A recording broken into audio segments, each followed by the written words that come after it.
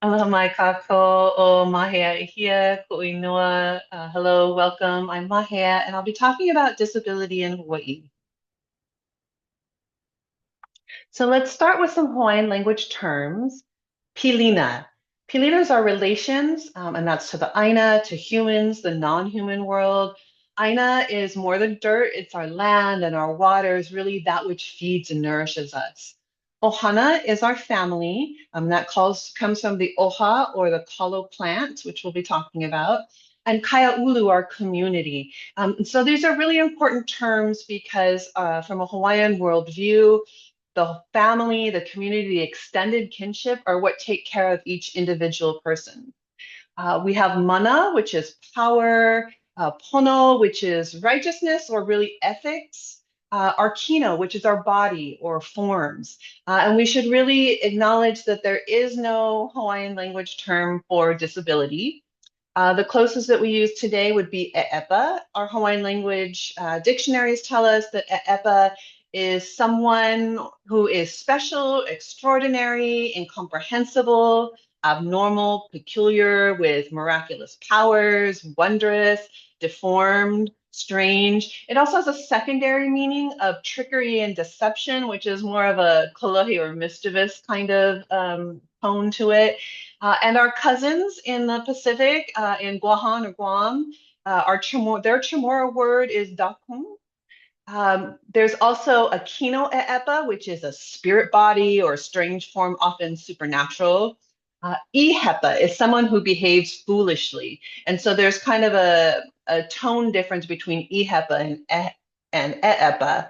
Um, you might not want to be called ihepa if you're behaving foolishly. Kina is a blemish or a disfigurement of some sort, a malformation. The Chamorro word for lame is keyao. And the way that we are approaching disabilities in Hawaii is through a very traditional way of mo'olelo or storytelling. Our ancestral stories tell us that many bodies were born in strange forms. They often resembled fish or sharks or rocks or lizards. We have a character named Kana who was born as a kaula or a rope. In the Pele saga, Hi'iakaikapolio Pele was born as an egg and carried by Pele in her bosom.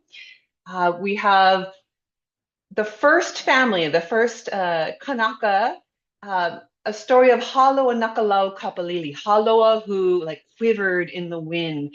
And Haloa was born to Father Sky and Mother Stars. And together, when their child was born, it was born alu alu or stillborn. And so they took the beloved baby and they kanued it. They planted it in the east side around their house.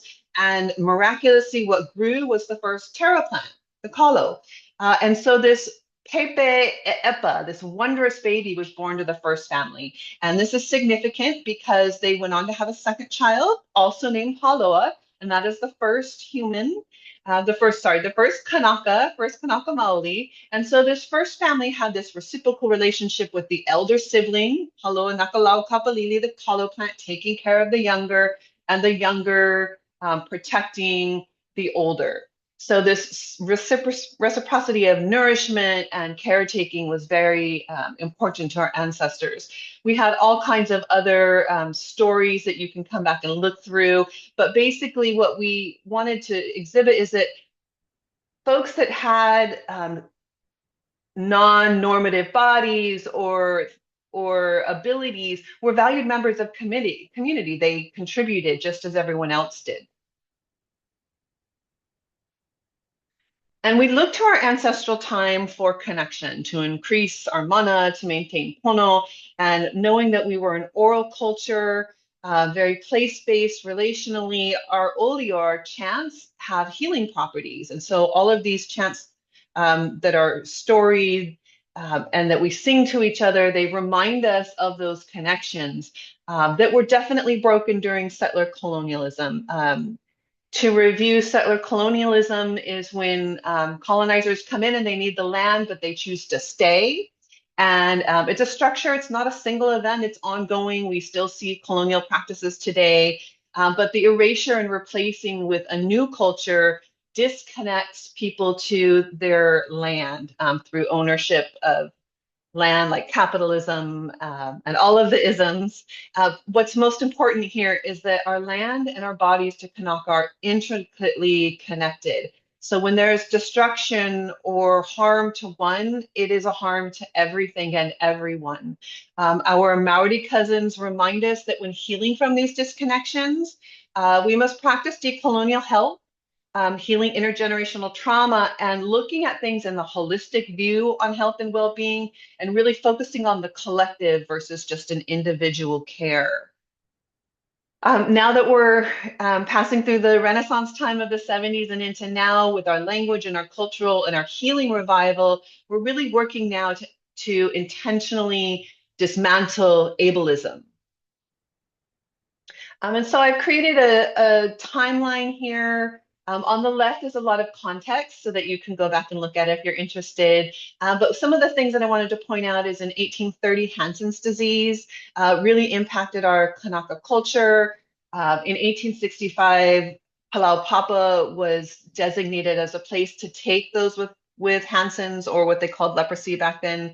And this was devastating to Hawaiian families because the idea of separating someone who had an illness who needed care was really unthinkable. And many times family members begged to go with them, to caretake them, even knowing they might be sick. And so that tradition went on through many other different forms of institutionalization. For instance, in 1866, the Oahu Insane Asylum was built in Kalihi due to the 1862 Asylum Act. And at that point, family members were no longer allowed to travel, and it was all on Oahu. So people from other islands, it was very inaccessible. People couldn't always even visit, let alone move in and stay to caretake. Our Ali'i trusts, our royalty were very, very concerned about the health and well-being of our people. And so the Queen's Hospital was built in 1859. The land grant of 1907 under the Morrill Act created UH Manoa, which is very significant to Jabson and all of the studies that we are all doing. The beautiful thing is in 1914, the schools for the deaf and blind were created here in Hawaii. In 1919, Act 102 created the Waimano Home for the Feeble-Minded. And so this is really the first institution that was created specifically for those with disabilities, particularly developmental disabilities.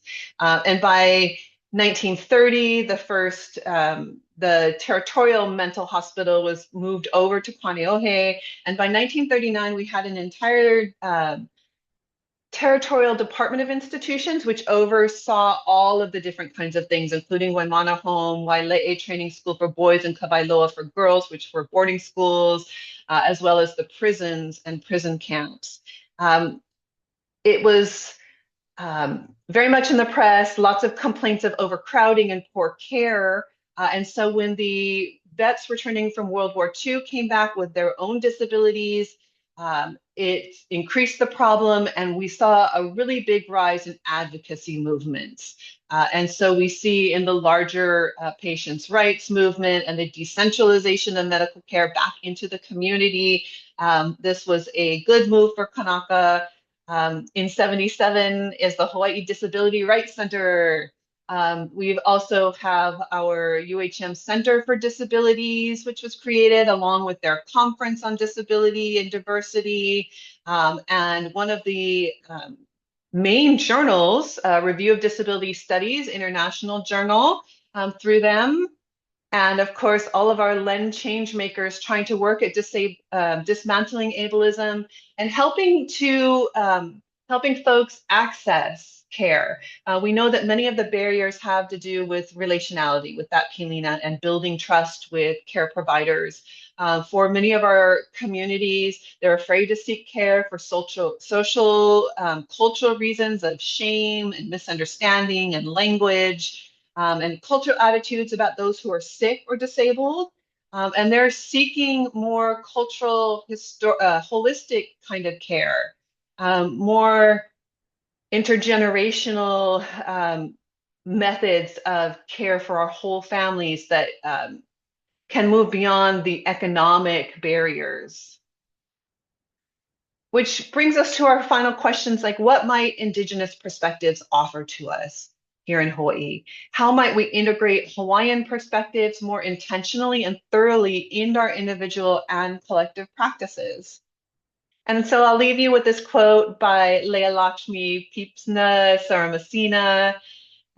Liberation will be led by the differently abled, who are used to creative solutions under the worst circumstances and with the least support. Mahalo nui.